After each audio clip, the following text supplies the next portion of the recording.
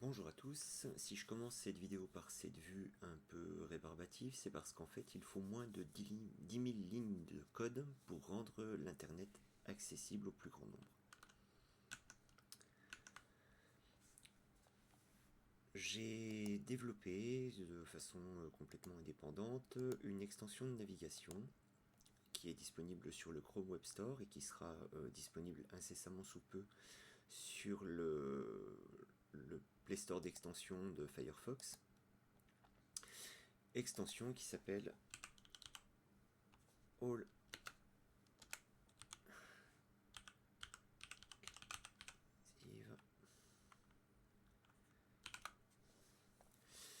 Voilà, All Inclusive Accessibility Suite. En français, outil d'accessibilité All Inclusive.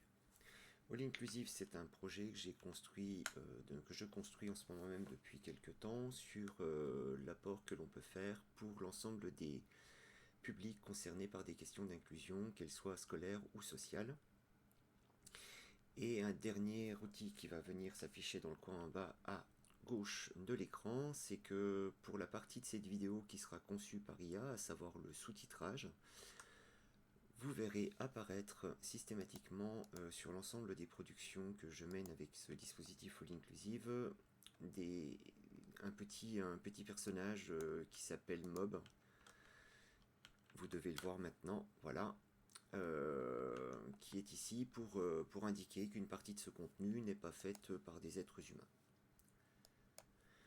Donc, qu'est-ce que c'est que cette extension et comment ça fonctionne?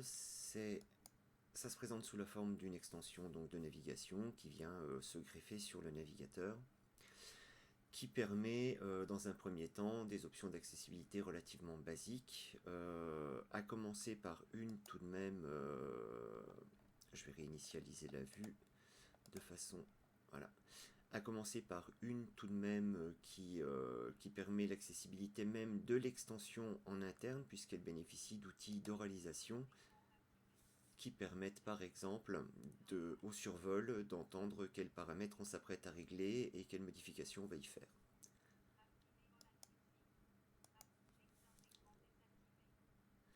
Voilà.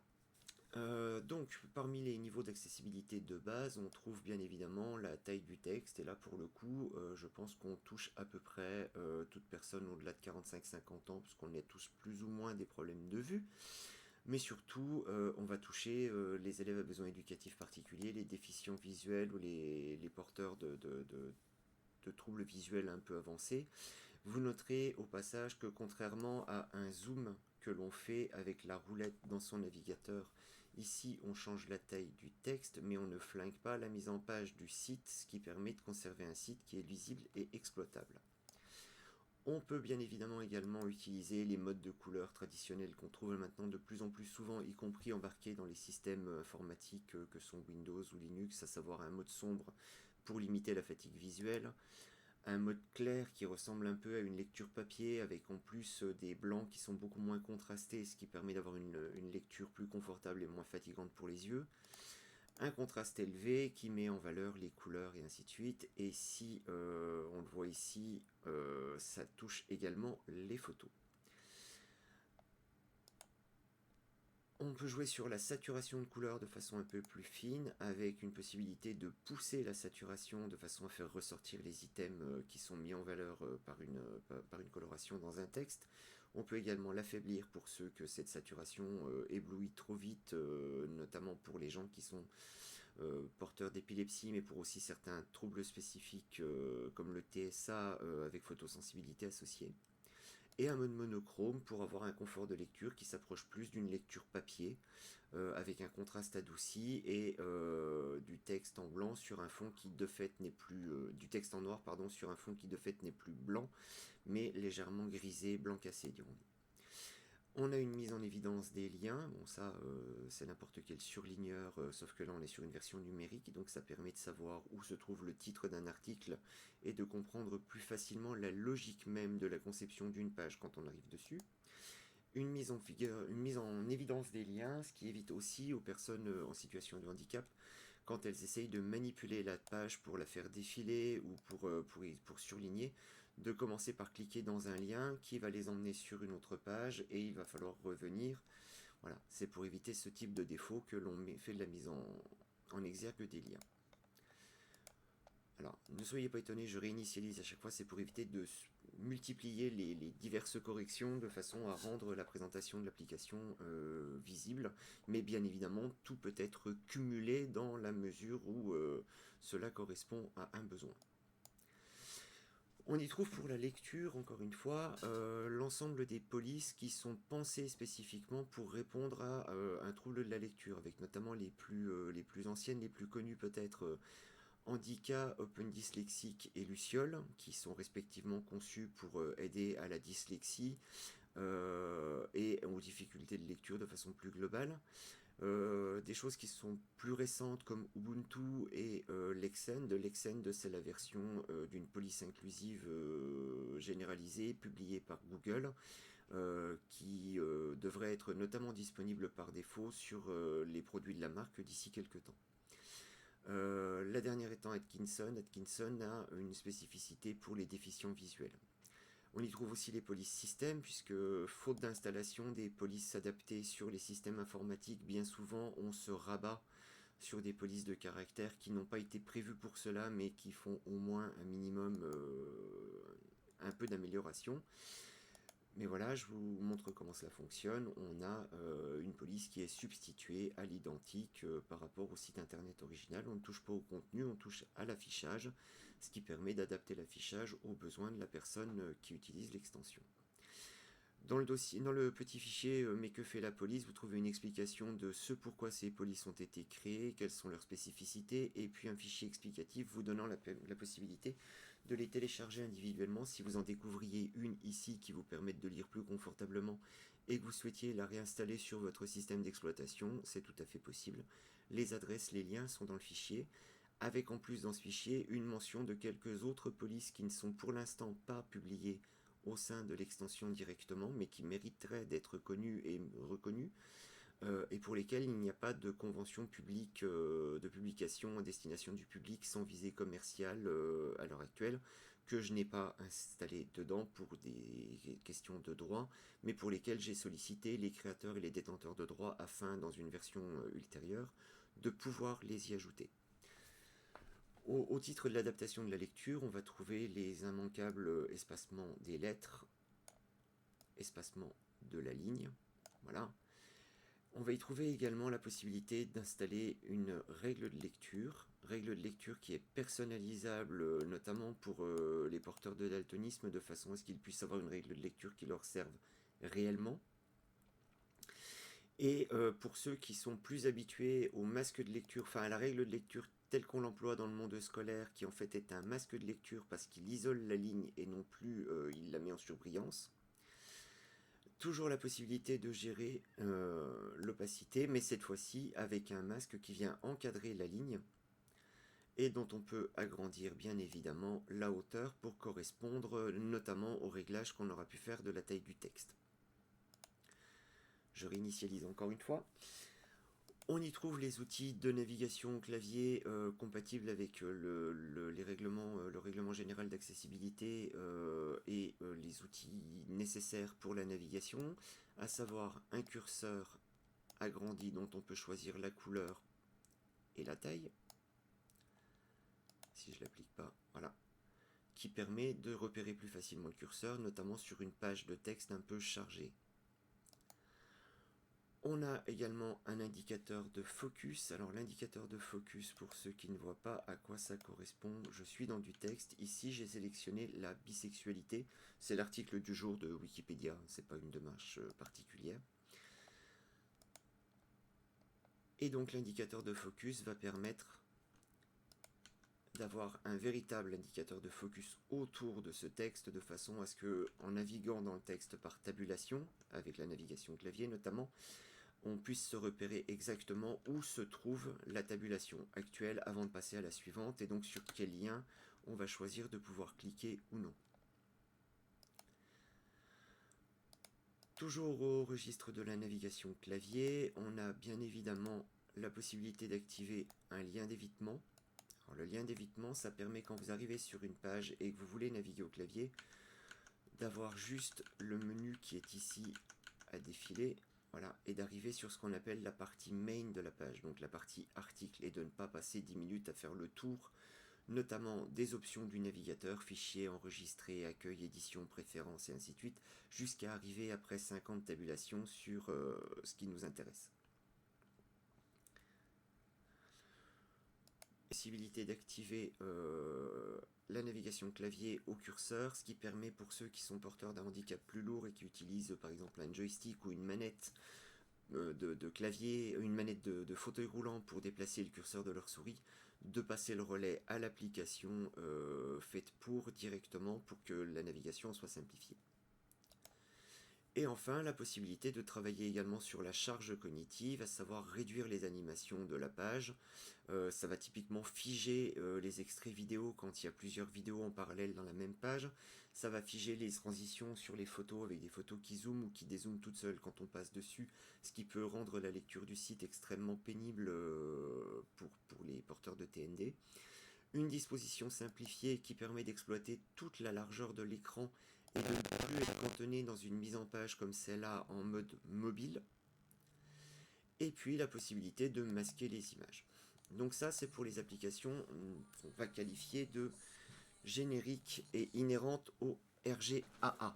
Je m'excuse, il fallait que je coupe un... Donc ça, c'est pour les applications et la navigation qu'on va qualifier de nécessaires et inhérentes pour l'inclusion et l'accessibilité au RGAA, donc Règlement Général d'Accessibilité. Maintenant, ce qui distingue l'application en question, c'est qu'elle embarque quelques petits outils supplémentaires, mais qui en font quand même un outil intéressant. Je vais modifier lourdement une page pour qu'elle corresponde à un dyslexique sévère, donc besoin d'une police de caractère adaptée, avec un grossissement du texte un peu agressif, dirons-nous, et un masque de lecture dans une couleur et avec un isolement du texte quasi total, puisqu'on va pousser la transparence à 80% du masque de lecture. Je vais augmenter la hauteur du guide pour qu'il corresponde à une ligne. Voilà.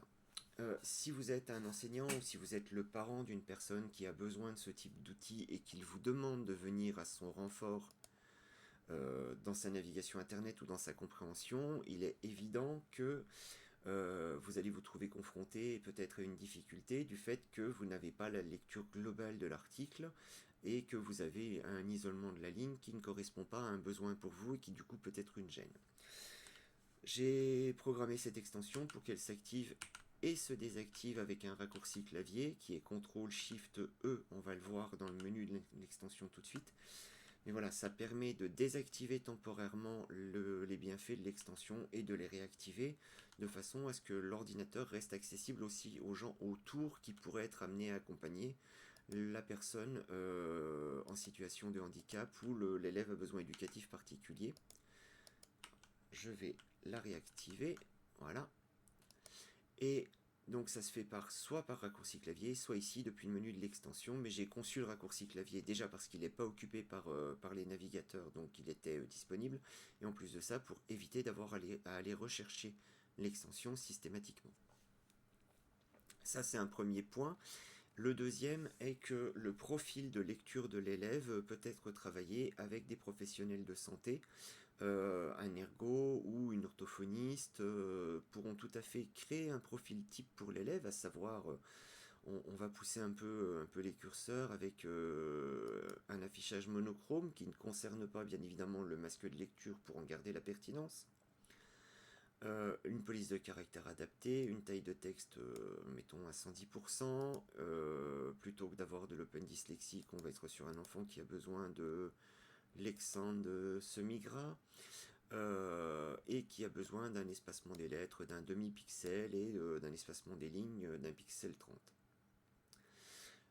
Là, bien évidemment, le professionnel fait le profil de l'enfant, aide à faire les réglages, ou de l'adulte d'ailleurs, l'aide à faire les réglages, et quand il revient chez lui, s'il réinstalle l'extension, bien qu'elle soit gratuite, il va se trouver confronté à une difficulté, à savoir être obligé de refaire le même profil, donc de noter l'ensemble de la configuration sur un morceau de papier, ce qui ne me plaisait pas du tout. Donc l'extension bénéficie d'un système d'import et d'export de profil.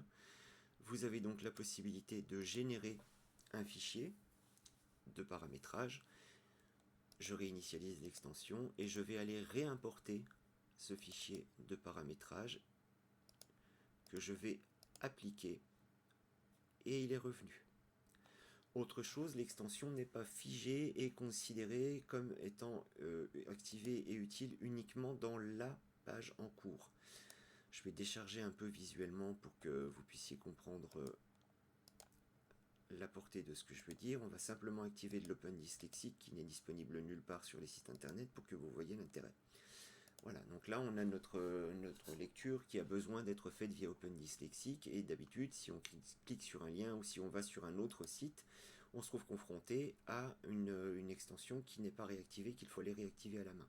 Là, l'extension lit le changement de tabulation d'onglets, de sites et autres pour aller en proposer le même niveau d'accessibilité. Si j'ouvre un nouvel onglet sur mon ordinateur, alors pas via mon tableau de bord personnel parce que celui-ci est auto-hébergé et que du coup il n'est pas concerné, mais sur Google, vous voyez que déjà là, on a de l'Open Dyslexic qui est apparu.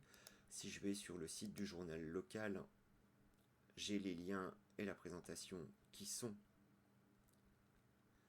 exclusivement en Open Dyslexic, et là on pourrait retrouver par exemple la possibilité de figer, de désinstaller, de désactiver les images, de façon à ne plus retrouver de distraction supplémentaire pour un enfant qui a besoin de se concentrer sur du texte. Voilà pour ce qu'il en est de l'extension en question que je vous présentais aujourd'hui. Je m'excuse, c'est un premier enregistrement de vidéo à destination de YouTube. Il y a des réflexes à prendre et peut-être des solutions techniques à trouver pour avoir une forme de prompteur, pourquoi pas.